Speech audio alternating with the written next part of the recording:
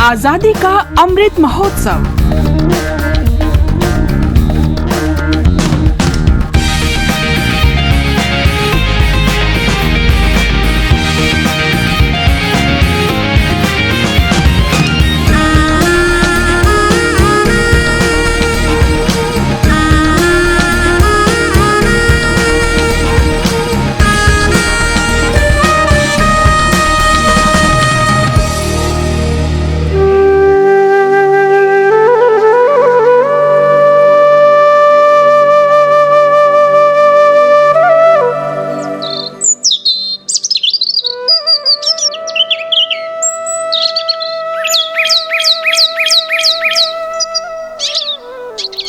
रामू के बापू, अरे रामू के बापू उठो, 6 बज गए हैं। फसल बेचने मंडी जाना है कि नहीं?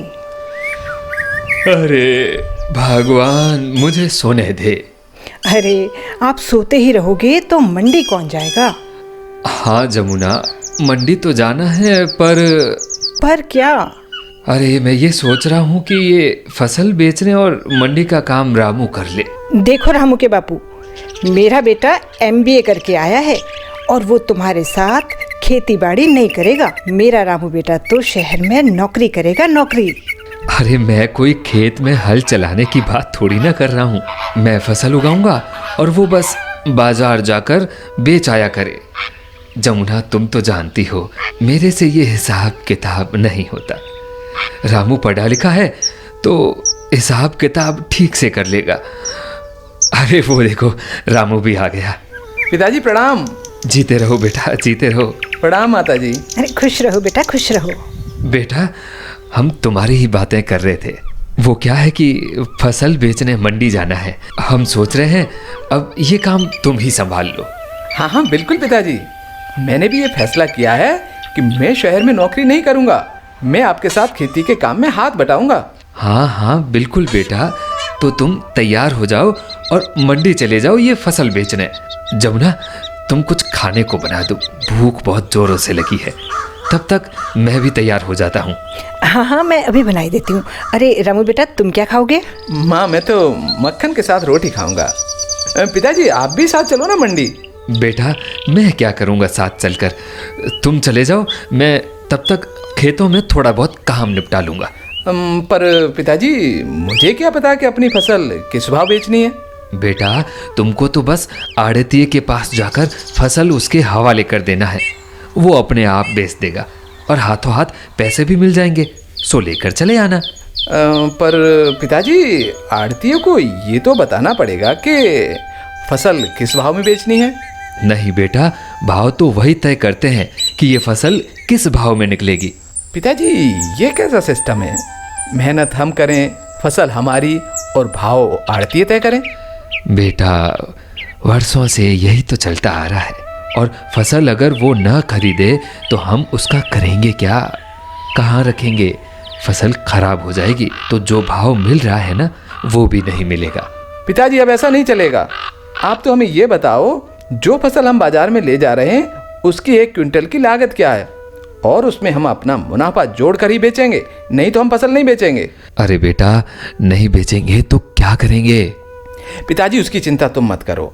मैंने MBA की पढ़ाई की है और हमने ये सीख लिया है कि मुनाफा कैसे कमाया जाता है। सरकार की बहुत सारी ऐसी योजनाएं हैं जो किसानों को आत्मनिर्भर बनाने के लिए चलाई जा रही हैं। हम अपनी फसल को कच्चे माल की तरह इस्तेमाल करके कई प्रोडक्ट्स बना सकते हैं और उसको बाजार में बेचकर फसल से कई गुना ज्यादा मुनाफा कमा सकते हैं। वो कैसे बेटा? पिताजी, मैं आपको समझाता हूँ। देखो, हमारे गेहूं की अभी बाजार में क्या कीमत है? लगभग 2000 रुपये क्विंटल की। 2000 रुपये क्विंटल, यानी 2 रुपये का 100 ग्राम। और इसका आटा बनाकर बेचें तो ये हो जाएगा 3 रुपये का 100 ग्राम। और इस आटे का बिस्कुट बना दिया जाए तो ये हो जाएगा 8 रुपये का 100 ग्राम। यानी 2000 रुपये क्विंटल वाला गेहूं बिस्किट बनने के बाद 8000 रुपये क्विंटल हो जाता है। प्रोसेसिंग लागत अगर हम 2000 रुपये मान लें तो भी 2000 रुपये क्विंटल वाले किसान के गेहूं से कंपनियां 6000 रुपये 1 क्विंटल के ऊपर नेट प्रॉफिट कमा रही हैं। वाह बेटा, तुमने तो मेरी आंखें खोल दी। पर ये सब हम करेंगे कैसे? चलो पिताजी, मंडी बाद में चलेंगे। फूड प्रोसेसिंग की जानकारी के लिए पहले मैं आपको कृषि विज्ञान केंद्र लेकर चलता हूँ, जहाँ पर किसानों को फूड प्रोसेसिंग की ट्रेनिंग और वित्तीय मदद दी जाती है। हाँ बेटा चलो, तो सबसे पहले हम कृषि विज्ञान केंद्र ही चलते हैं। अरे आप बाप बेटे बातें ही करते रहोगे कि मंडी भी जाओगे? लो, खाना तैयार है, पहले खाना खा लो। अरे जमुना, खाना वाना होता रहेगा, खाना भी खा लेंगे। तुम भी चलो कृषि विज्ञान केंद्र, थोड़ी बहुत जानकारी तुम्हें भी हो जाएगी। हाँ हाँ, क्यों नहीं। अगर काम की जानकारी मिल रही है तो मैं भी चलती हूँ, पर पहले हम सभी खाना खा लेते हैं। हाँ हाँ माँ, मुझे भी भूख लग रही है, पहले खाना खिला दो।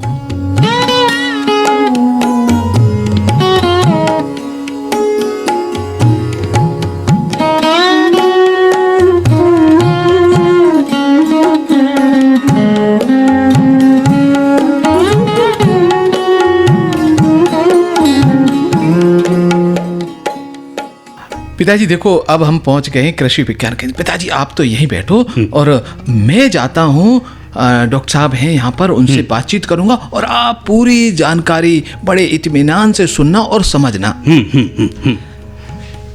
नमस्कार डॉक्टर साहब। नमस्कार जी। आज हम बात करते हैं फूड प्रोसेसिंग क्या है और किसानों की आमदनी इससे किस प्रकार बढ़ाई जा सकती है। हमारे साथ हैं कृषि विज्ञान केंद्र के वरिष्ठ वैज्ञानिक डॉक्टर दीपक चतुर्वेदी जी। हम इनसे जानेंगे कि किस प्रकार से फूड प्रोसेसिंग के माध्यम से किसानों की आय बढ़ सकती है। हमारा देश भारत संसाधनों से भरा हुआ है, बहुत सारे संसाधन हमारे देश में मौजूद हैं और अगर इन संसाधनों का समुचित उपयोग कर लिया जाए तो भारत कई क्षेत्रों में आत्मनिर्भर बन सकता है। और अगर हम बात करें किसानों की, किसान बहुत सारी चीज़ों का उत्पादन करता है, लेकिन कई बार होता है कि उनका समुचित मूल्य किसान को नहीं मिल पाता, कारण कि एक साथ फसल सारी मंडी में पहुंच जाती है और माल सस्ता बिकता है तो किसान को घाटा हो जाता है।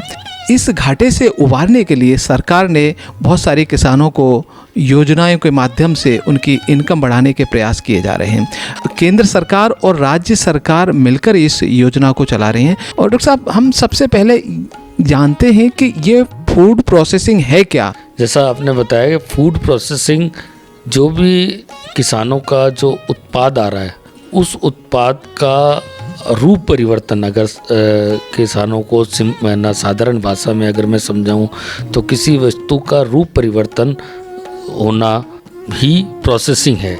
जैसे उदाहरण के रूप में अगर मैं समझाऊं तो आज जैसे गेहूं है, गेहूं को अगर हम पिसा लेते हैं तो आटा बन गया, तो वो प्रोसेस हो गया।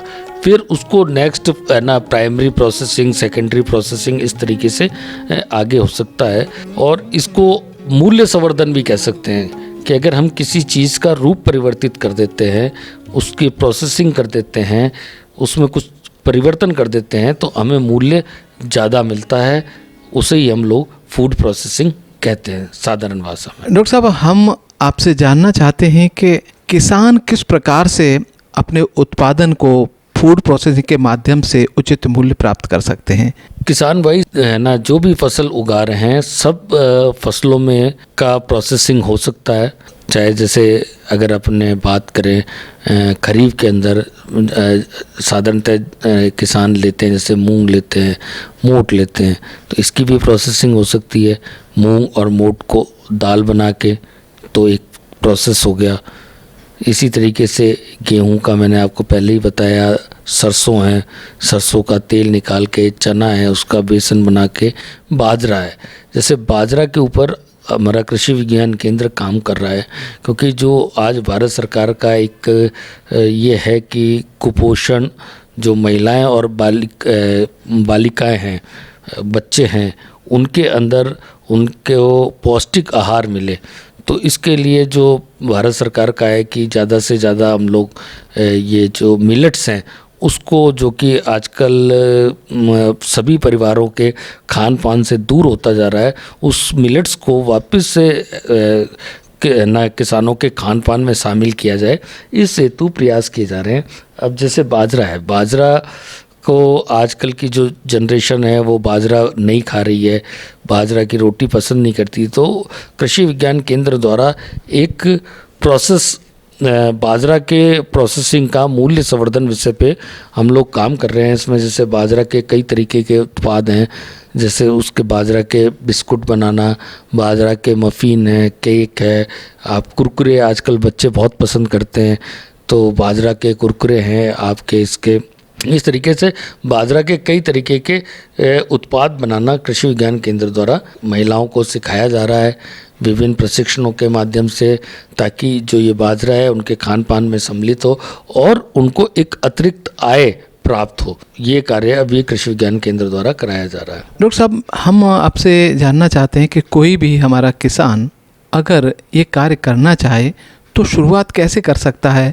उसको अतिरिक्त पैसे की ज़रूरत पड़ेगी, स्पेस भी चाहिए, ट्रेनिंग भी चाहिए, ये सब कहाँ से उपलब्ध होगा? कृषि विज्ञान केंद्र मुख्य रूप से प्रशिक्षण करवाता है। किसी भी जो विषय है जिस पे हम प्रशिक्षण देना चाह रहे हैं, जैसे बाजरा के है, बाजरा के उत्पाद की बात करी, इसके अलावा आपके जैसे कैर सांगरी जो कि अपने जैसलमेर ज़िले का एक ज़िला एक उत्पाद में जिसका चयन हुआ है, तो उसका किस तरीके से हम उसका डिहाइड्रेशन उसको सुखा सकते हैं, उसको आगे उसका अचार या उसके भी बिस्कुट या और क्या क्या उत्पाद बन सकते हैं, इसके प्रशिक्षण करवाते हैं। इसी तरीके से जैम, जेली है, अचार है, ये सब विषयों पे हम लोग प्रशिक्षण कराते हैं। कृषि विज्ञान केंद्र पहले जो भी हमारे इच्छुक कृषक और कृषक महिलाएं हैं, मुख्यतः जो भी इच्छुक हैं, उनको यहाँ पे 10 दिन से लेके एक महीने तक के यहाँ पे प्रशिक्षण होते हैं। उन प्रशिक्षण के माध्यम से प्रशिक्षण देता है। साथ ही जो कृषि विज्ञान केंद्र मदद कर सकता है कि उनके छोटे छोटे से ग्रुप बनाकर उनको बैंक के साथ जोड़ के ताकि जो उनकी मार्केटिंग है वो बहुत आसानी से हो। इसी तरीके से अभी कृषि विज्ञान केंद्र एक और प्रयास कर रहा है, फार्मर प्रोड्यूसर ऑर्गेनाइजेशन कृषि उत्पादक संगठन, जो कि जैसलमेर ज़िले में कृषि विज्ञान केंद्र एक FPO बना रहा है।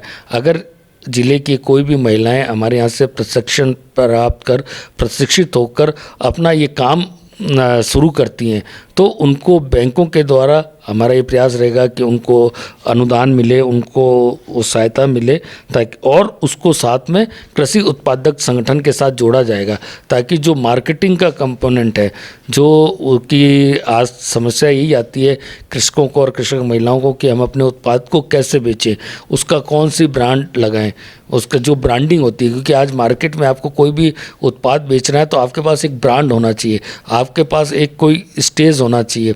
तो उन चीज़ों का ये ध्यान रखने के लिए कृषि विज्ञान केंद्र इस तरीके से मदद कर सकता है, प्रशिक्षण के माध्यम से, बैंक से फाइनेंस सेकंड स्टेज पे, और थर्ड उन्हें मार्केटिंग के लिए मार्केटिंग जो चैनल है, जो उनके फॉरवर्ड लिंकेज हैं कि किस तरीके से वो अपने उत्पाद को जो भी उन्होंने सीखा है उसको बाज़ार में किस तरीके से बेचा जाए, उसके लिए एक स्टेज मुहैया कराने, इसमें कृषि विज्ञान केंद्र कृषकों का और कृषक महिलाओं का सहयोग कर सकता है। अब सवाल ये उठता है सर कि कोई भी किसान आपसे संपर्क कैसे करे? क्या ऑनलाइन आवेदन करना पड़ेगा या सीधे आपके ऑफिस में आना पड़ेगा? ऑनलाइन आवेदन का नहीं है, हमारे कई व्हाट्सएप ग्रुप बने हुए हैं। हम लोग इस तरीके के प्रशिक्षण का अपने अखबार के माध्यम से, हमारे व्हाट्सएप ग्रुप के माध्यम से हम लोग इसको प्रचारित करते हैं कि अमुक ये प्रशिक्षण हम लोग करने वाले हैं। इसके अलावा अगर इस तरीके से कोई कृषक और कृषक महिलाएं अगर जुड़े हुए नहीं हैं हमारे व्हाट्सएप ग्रुप से या अखबार भी नहीं देख पा रहे हैं, तो किसी भी दिन कृषि विज्ञान केंद्र में आकर अपना नाम और रजिस्ट्रेशन करवा दें, तो हम उनको सीधे व्हाट्सएप ग्रुप में जोड़ देंगे। महिलाओं के लिए अलग हैं, पुरुषों के लिए अलग ग्रुप बने हुए हैं, तो उन ग्रुपों के साथ उनको जोड़ के, और जब भी इस तरीके का प्रशिक्षण होगा वो उसके अंदर हमारा मैसेज आ जाएगा। हम बात करें जैसलमेर या शुष्क क्षेत्र में जो किसान भाई कुछ चीज़ें उगाते हैं, आजकल यहाँ पर अनार की खेती भी की जा रही है, और ख़ासकर खजूर की बात करें, यह बहुत सारा पैदा हो रहा है। तो खजूर भी वही स्थिति है, कोई किसान लगा लेता है और जब फसल होती है तो उस समय सस्ता बिकता है।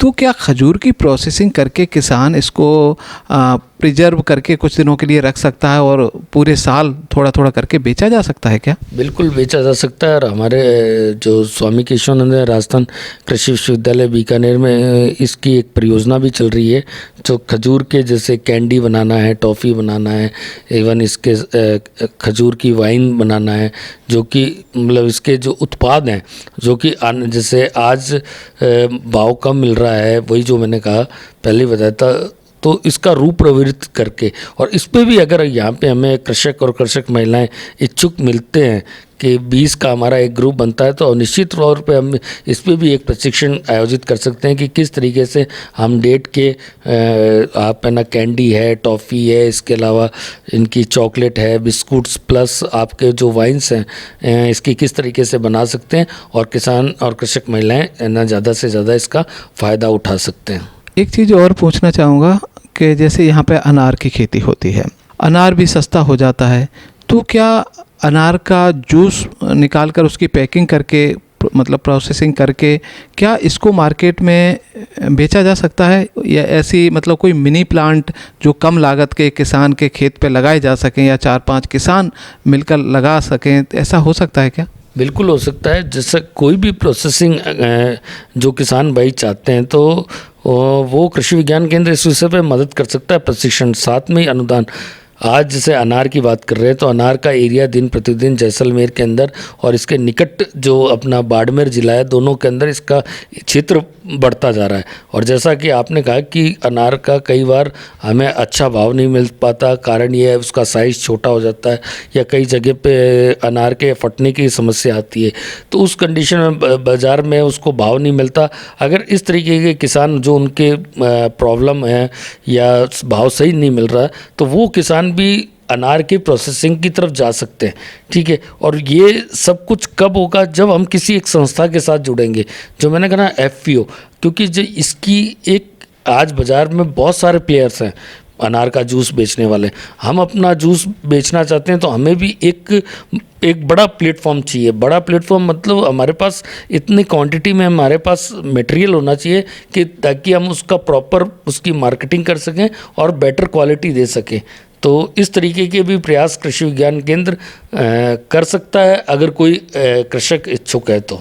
और अंत में आपसे मैं जानना चाहता हूं कि आप फूड प्रोसेसिंग में जो प्रशिक्षण उपलब्ध करवा रहे हैं हमारे किसानों को, वो किस किस क्षेत्र में हैं और अनुदान की क्या स्थिति है? कितना अनुदान मिलता है? अगर वो शुरुआत करते हैं तो किस प्रकार से मिलता है? मशीनों में मिलता है, किस में मिलता है? वो कृषि विज्ञान केंद्र द्वारा जो अभी बाजरा के उत्पाद और डेयरी के उत्पाद, दूध से बनने वाले उत्पाद और बाजरा से बनने वाले उत्पाद, इन विषयों पे प्रशिक्षण आयोजित किए गए हैं और आगे भी कराए जाएंगे।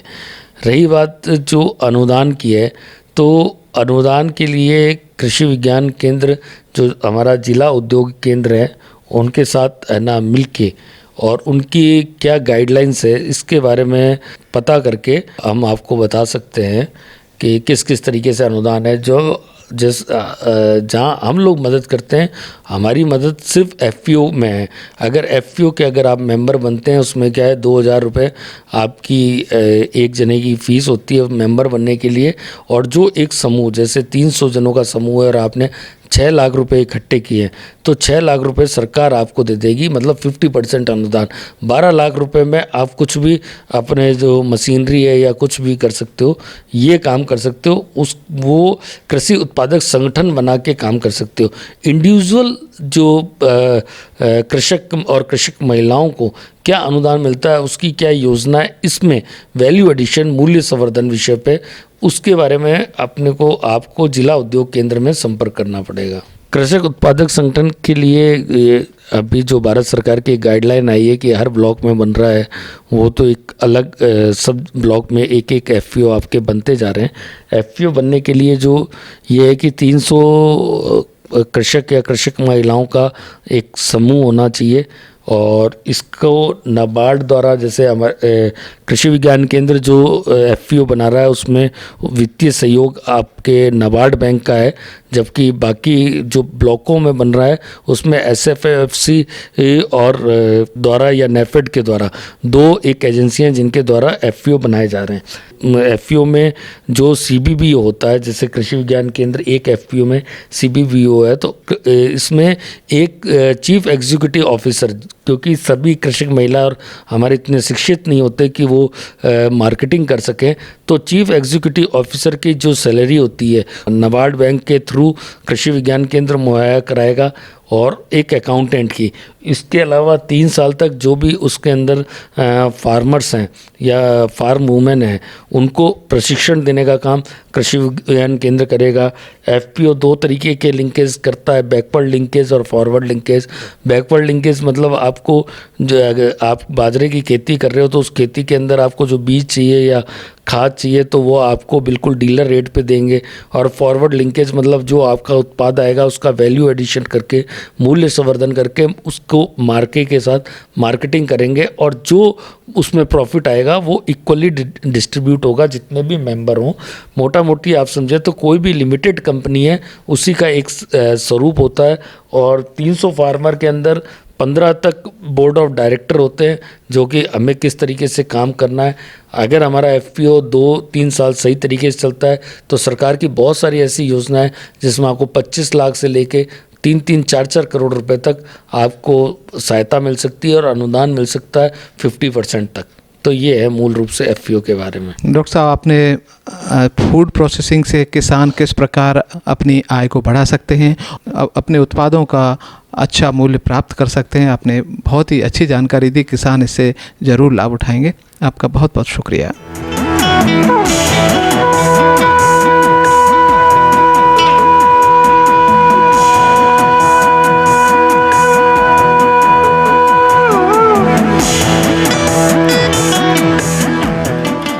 वाह बेटा वाह, तुम यदि एमबीए करके नहीं आते तो हम तो पूरी जिंदगी अपनी फसल इस कोड़ियों के दाम ही बेचते रहते। अब हम अपनी फसल को फूड प्रोसेसिंग के बाद ही बेचेंगे। आंवले का मुरब्बा, गेहूं का दलिया, सूजी, आटा, बिस्किट और चने का बेसन, भुजिया, ये सब बनाएंगे।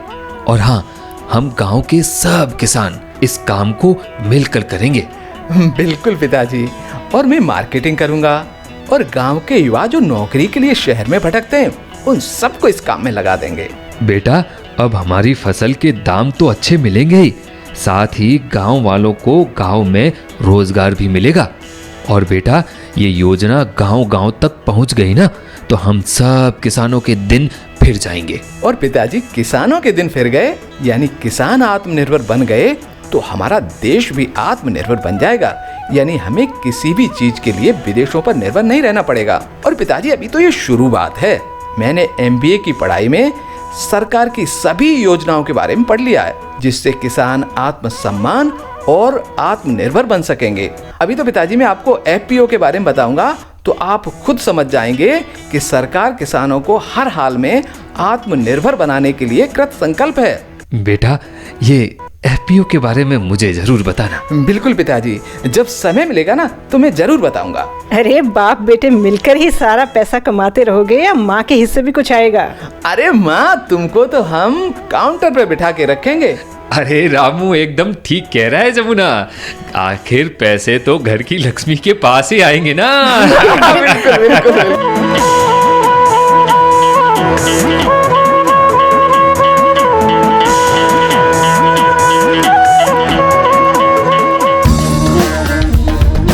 आजादी का अमृत महोत्सव।